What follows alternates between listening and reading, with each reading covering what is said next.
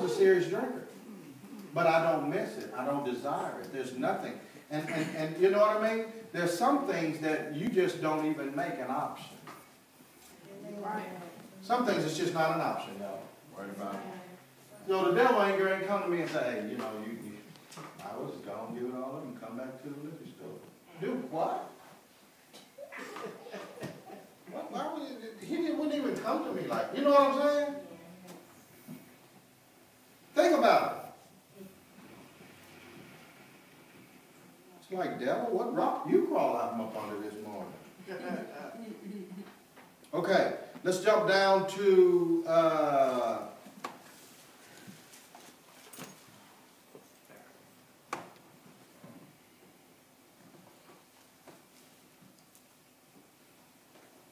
let's go down to 19.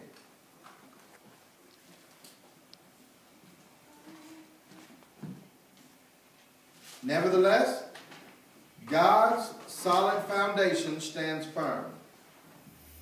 Let's talk about that real quick. God's solid foundation always stands firm. I don't care what's going on in your life. I don't care what comes to try to get you off course. I don't care how many storms blow in. I don't care how hard the waves blow and the rain hit. If you are on God's foundation, you will always stand firm. If anybody really gets a grip on things when it comes to God and the devil, God allows for certain tests and trials and storms to come to get you stronger.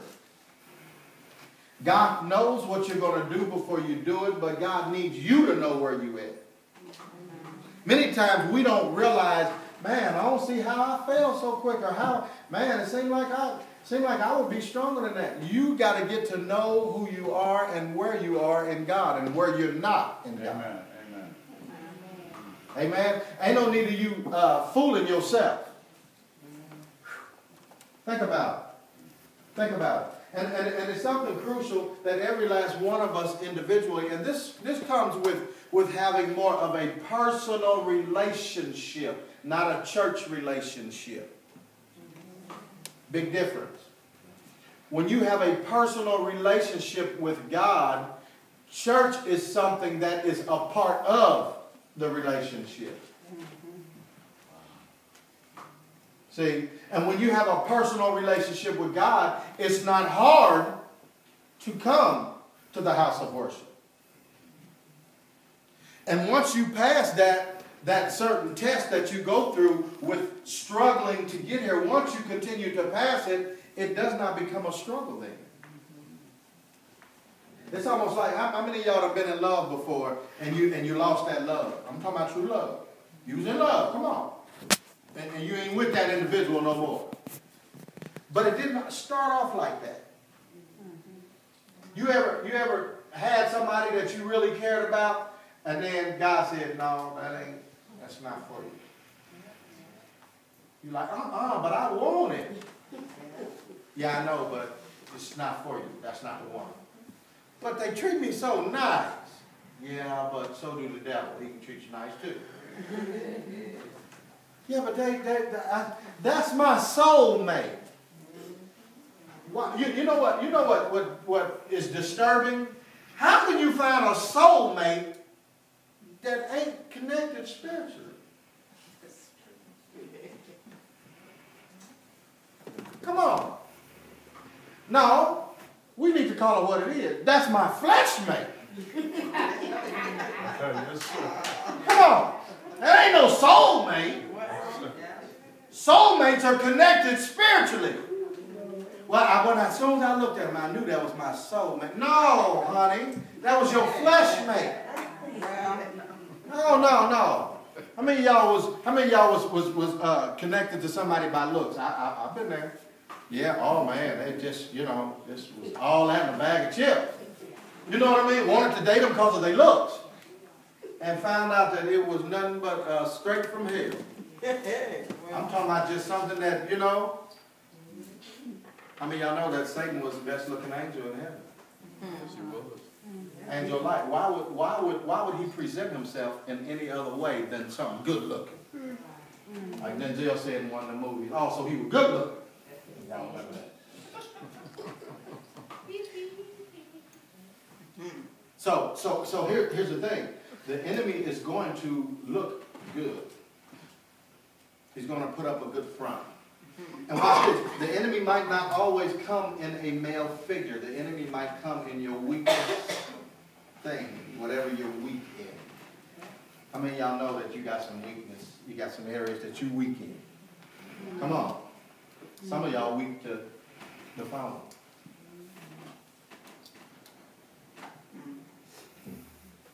Some of y'all, the phone is your downfall.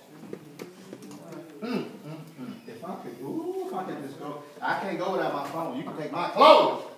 I can't go without my phone. If I collected phones tonight, who can leave your phone here for 24 hours? Let's just try. You don't answer yours anyway. No, but that's good. I appreciate that. Seriously. Raise your hand if you can leave your phone here. 24 hours if you can leave it here. Couldn't do it. I don't have one. Well, yeah.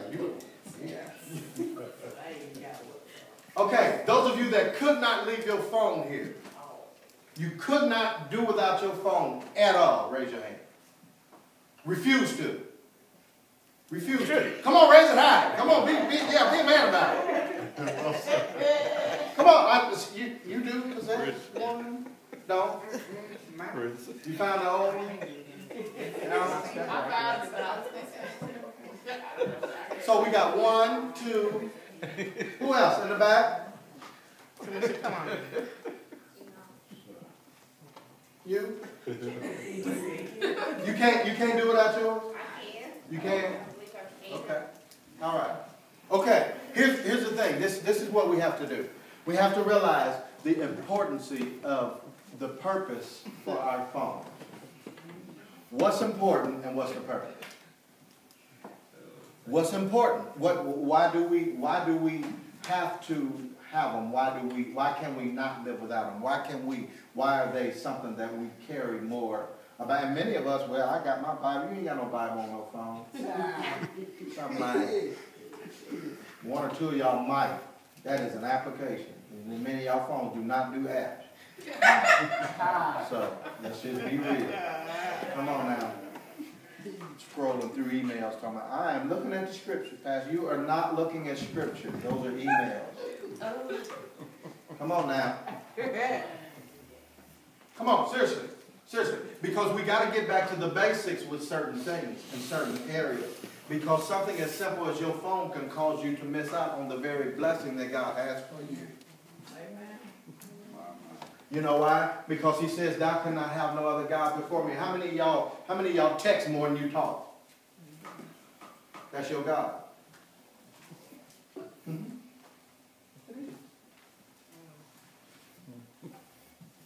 I talk on the phone daily, but rarely with my wife. It's probably the only one I'm thinking. Rarely do I just have a conversation. Hey, how you doing? How you doing? How you doing? What's up? What we gonna eat tonight? What you doing? How's your day going? You know, how's things going? You know, I mean, that's, husband and wife chitter chatter, if you will. But that's once a day maybe. But my phone does ring many times a day, but it is for business. I like to think that every phone call that I answer is making some type of money. I'm hoping. Seriously. But to think about it. Think about your conversations and the people that call you and their purpose. Think about it. Think about the people you text daily. Think about it. What can we do different? How can we do things different? Because here's the thing. We can go on and on and on and on, but there are simple things that we are missing because our focus is on things that are tangible as opposed to things that are spiritual. And God is trying to get us to be a sober people. How many of y'all know what sober is? It's the opposite of intoxication. Many of us are intoxicated with things. Many of us we have became a people that get intoxicated with our issues, with our neighbor. How many of y'all sometimes you worry more about other people's problems than your own? Come on, I know I got some hands here. Sometimes somebody tell you something and you worry more about what they done told you than you know. Yeah. And there's nothing you can do about it. Come on. Woo! Oh, God. Come on. I feel this in here. Oh, whew. Boy. They going through and I don't know what to do for them. Have you tried praying? Turning it over to God, releasing it? Many of y'all husbands, many of your husbands has came to a brick wall by God's redirecting. How many of you know sometimes God will lead you right here? Boom. And instead of you saying, oh, okay, here's the door, you do this. Boom, hit it again. Oh, you help him, Pastor. God said, go forward. Boom, hit it again. How many of y'all been there? Just same thing over and over. Boom, over and over. Same wall. Door within reach. Door within reach. But you hit the same wall. Same problem. Same thing hurt. Same situation. Watch this. Watch this. You have 3 good weeks.